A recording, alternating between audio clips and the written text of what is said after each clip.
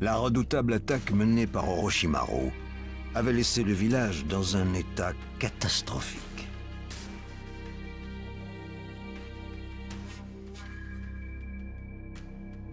Pour se remettre de ce terrible assaut, le village avait plus que tout besoin d'un nouveau chef. Cet honneur revenait à Jiraiya, l'ermite des crapauds. Il était lui aussi Sannin légendaire, à l'instar d'Orochimaru. Il avait été demandé à Jiraiya de devenir le prochain Hokage. Mais ce dernier avait une candidate plus adaptée en tête. C'est pourquoi il partit en voyage avec Naruto. C'est à cet instant précis que le village accueillit un visiteur plus qu'inattendu. Itachi Uchiwa, ninja déserteur de Konoha et membre d'une organisation appelée l'Akatsuki. Itachi était le frère aîné de Sasuke, mais avant tout son ennemi juré. 5 ans plus tôt, Itachi avait massacré tous les membres du prestigieux clan Uchiwa en une nuit. Tous à l'exception du jeune Sasuke.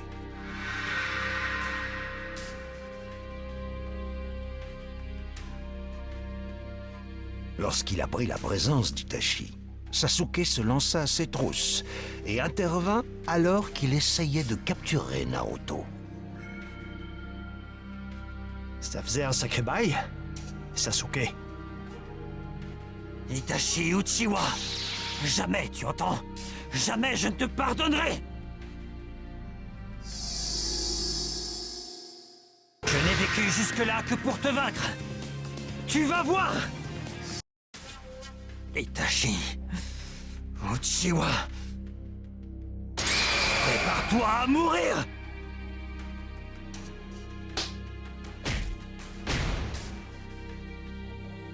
Tu es faible. Tu n'as pas suffisamment de force.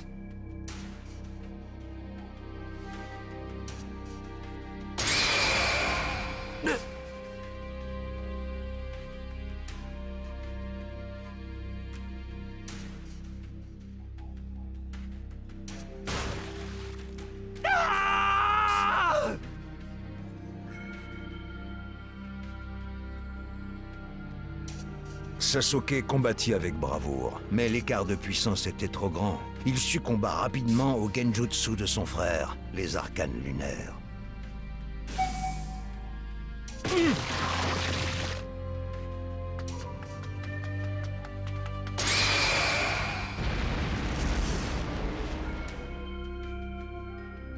Ta haine n'est pas assez forte.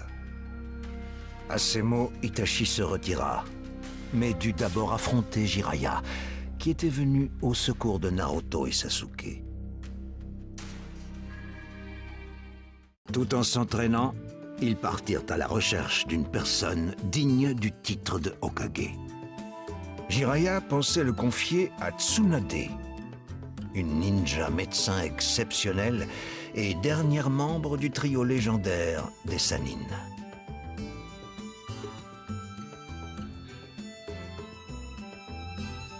Pendant ce temps-là, Orochimaru et son loyal serviteur Kabuto Yakushi vinrent trouver Tsunade pour lui demander de soigner les bras scellés d'Orochimaru. En échange, ils lui promirent de ressusciter les êtres chers qu'elle avait perdus.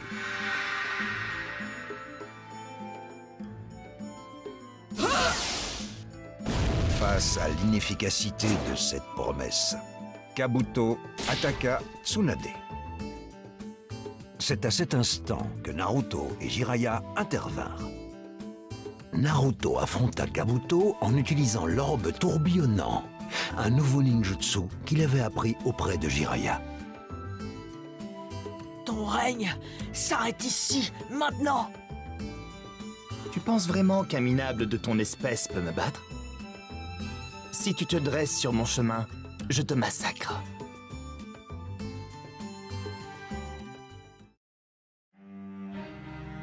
Multi-clonage! Les gamins dans ton genre devraient se comporter en tant que tels et s'enfuir.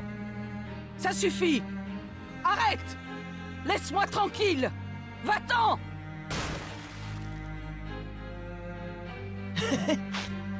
Ne t'en fais pas pour moi, Ava. Jusqu'à ce que je devienne Hokage. Je ne mourrai pas! C'est juste impossible! Oh, ma tourbillonnant!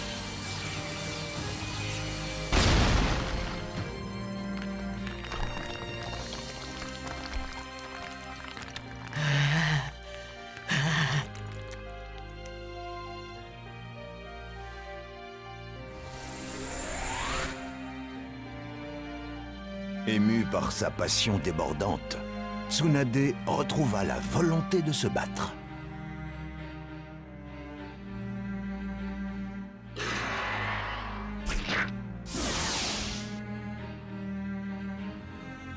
Grièvement blessé lors de la bataille des 3 Sannin légendaires, Orochimaru et Kabuto prirent la décision de se replier.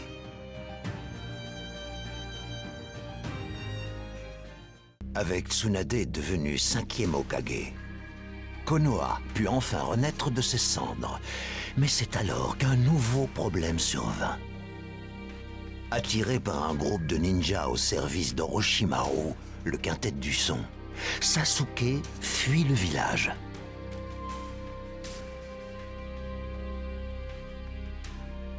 Accompagné de ninjas ayant participé à l'examen des Chunin, Naruto partit à la rescousse de Sasuke. Après une terrible mission au cours de laquelle ses alliés tombèrent les uns après les autres, Naruto atteignit le dernier membre du quintet. Orochimaru avait placé sa marque maudite sur Kimimaro afin de se réincarner dans son corps, mais il dut abandonner son plan lorsqu'il contracta une grave maladie.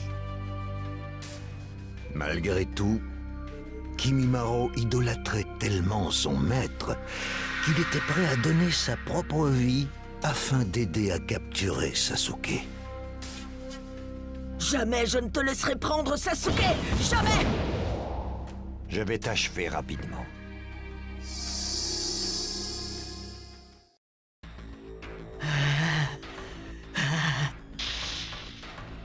C'est alors que Sasuke jaillit du cercueil dans lequel il était transporté, sous une apparence des plus étranges. Bien que perplexe, Naruto fut ravi de le voir sain et sauf. Cependant, Sasuke ne lui accorda pas la moindre attention et prit rapidement la fuite. Alors que Naruto était assiégé de toutes parts, Rock Lee fit son apparition et intervint pour le sauver.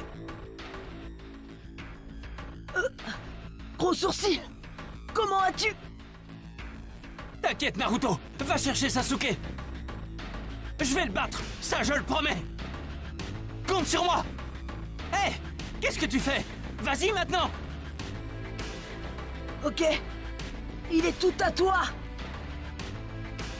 Grâce à l'aide de Lee, Naruto put se lancer aux trousses de Sasuke. Finalement, il arriva dans la vallée de la faim, le théâtre du combat qui avait eu lieu entre les deux fondateurs de Konoha.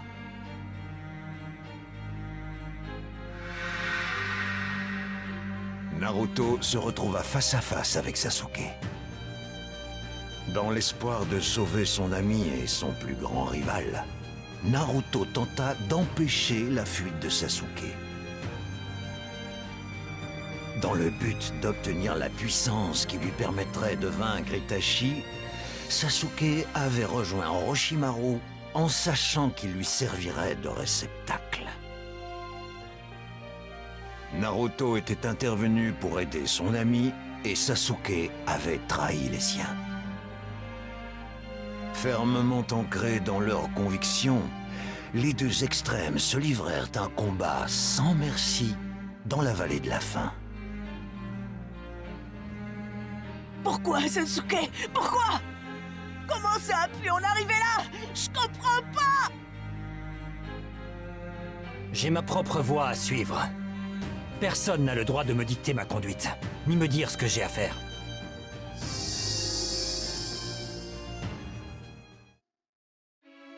Mais pourquoi vas-tu aussi loin pour moi?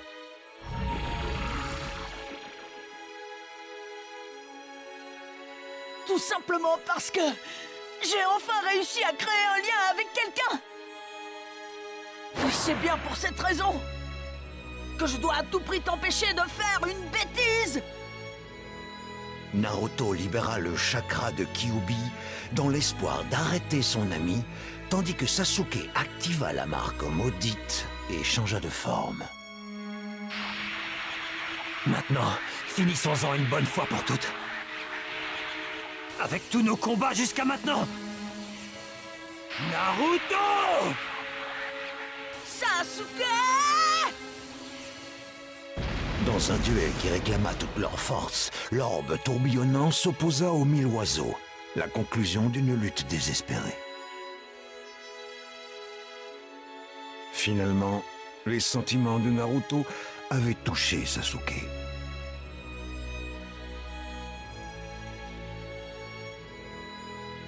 Naruto finit par s'effondrer à ses pieds, totalement inconscient.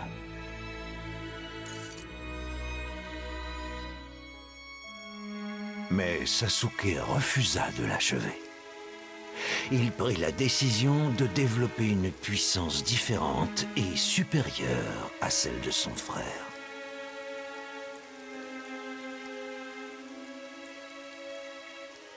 La mission de sauvetage s'était donc soldée par un échec.